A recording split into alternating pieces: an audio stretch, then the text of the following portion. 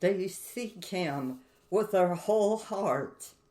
They do not seek themselves and their own things, but God only. This is that which they aim at. He is and will be the reward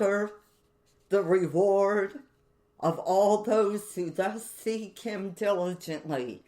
Seek him with the heart, for that is it that God looks at and requires, and with the whole heart. For if the heart be divided between him and the world, it is faulty. This is a quote coming to you from Matthew Henry. In this broadcast, we are continuing our new series based on the theme, Nearer, My God, to Thee. In this broadcast, we will use as our main text Hebrews 11:6, which says, "But without faith it is impossible to please him. For he that cometh to God must believe that he is, and that he is a rewarder of them that diligently seek him." Now, in this message, we are going to be talking about seeking God. So we're going to study the latter part of this verse. He that cometh to God must believe that he is, and that he is a rewarder of them that diligently seek him. That diligently seek him. That seek out God. That search out. Seek after God. Crave after God. They diligently seek him. They seek him early, earnestly, carefully, perseveringly. The prayer must be fervent and persevering. There must be an intent, heart, and spirit. You must pursue him by faith, love, and longing after him as your supremest good. But it's important to note that the measure of your seeking God is actually settled by the measure of your desire. Let me say that again.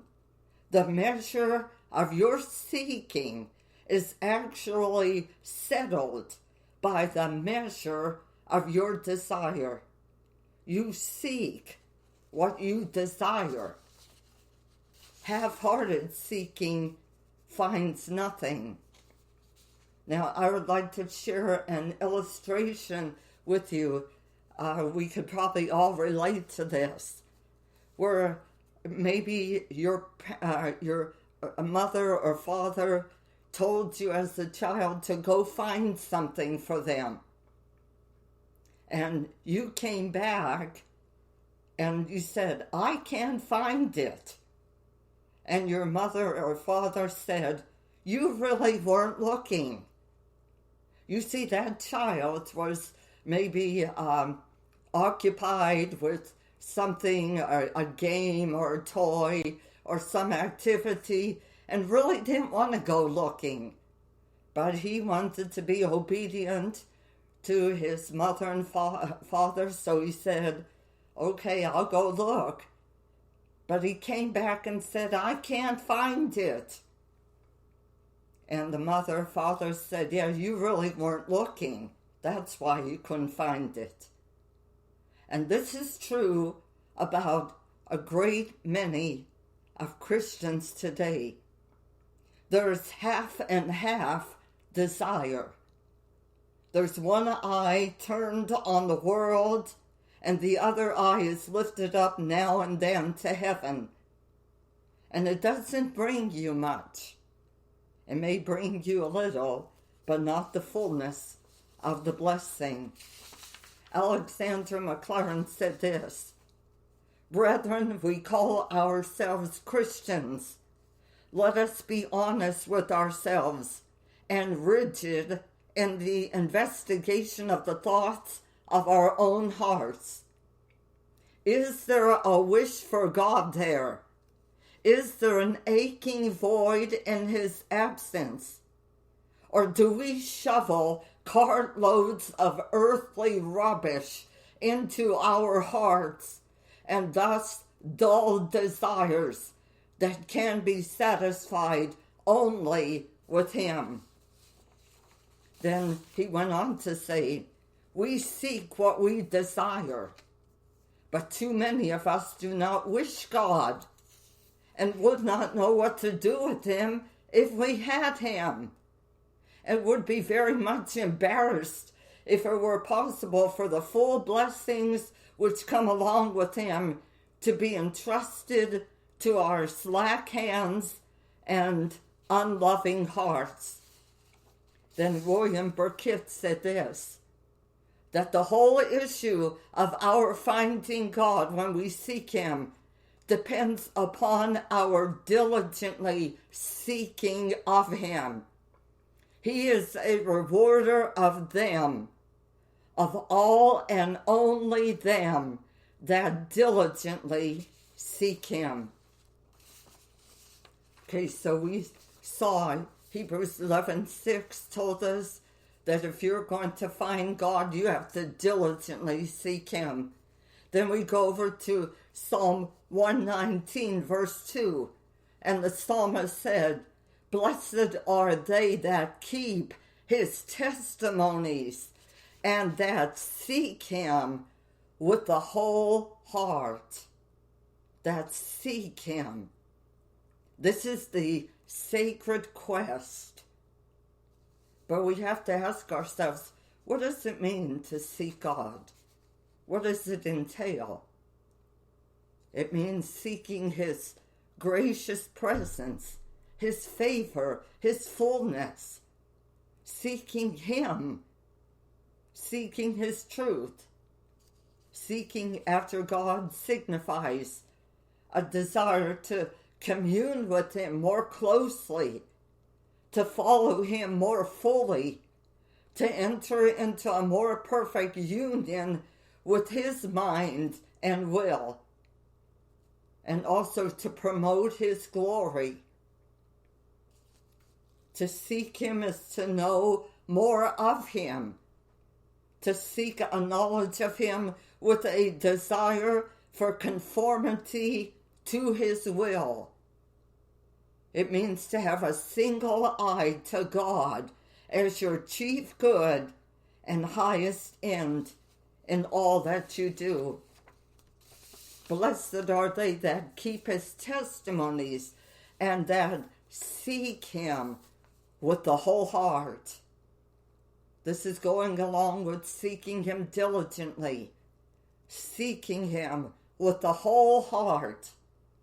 It means that you seek him sincerely, fervently, industriously, above all other things.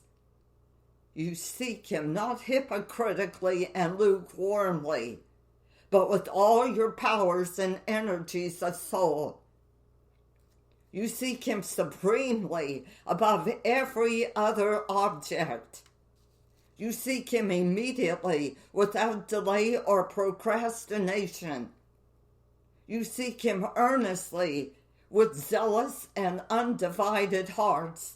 You seek him continually, being faithful unto death. Seek him with the whole heart, with the heart. You see, it's only the heart that can find God. But not just with the heart, with the whole heart, with all your heart. Half-heartedness seldom finds anything worth having. And that's true in life, pertaining to everything. Half-heartedness seldom finds anything worth having. And half-heartedness shows contempt for God. The treasury of David said, God will not reveal himself to half-heartedness. It would be putting the highest premium possible upon indifference. They also went on to say, but the heart must not be divided with many objects if the Lord is to be sought by us. God is one, and we shall not know him till our heart is one. The psalmist said that blessed are they that seek him with the whole heart. That was verse 2. Then going down to verse 10, we find him saying, with my whole heart have I sought thee. You see, he knew the blessedness of seeking God with the whole heart, because in verse 10, he tells us, with my whole heart have I sought thee. He thus sought God with all his affections engaged. This was the aim and purpose of his life. He could say it without hesitation. His heart had gone after God. He desired to realize God in everything.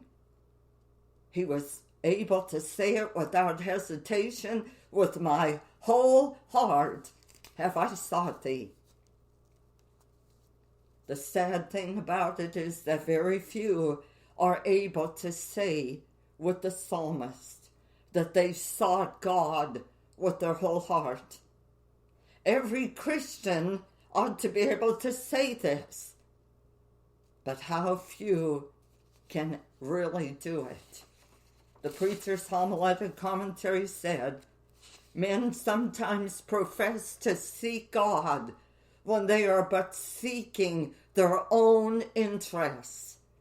When we seek from God other than himself, or send others with our requests, we fail.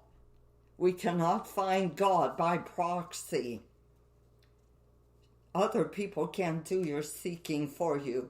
You have to do it. Matthew Henry said, many follow Christ for loaves and not for love. Thus those do who aim at secular advantage in their profession of religion and follow it because by this craft they get their preferments. And Jesus referred to this in John 6:26 when he said, verily, verily, I say unto you, ye seek me, not because you saw the miracles, because you did eat of the loaves and were filled. You see, the miracles were proofs that Jesus came from God.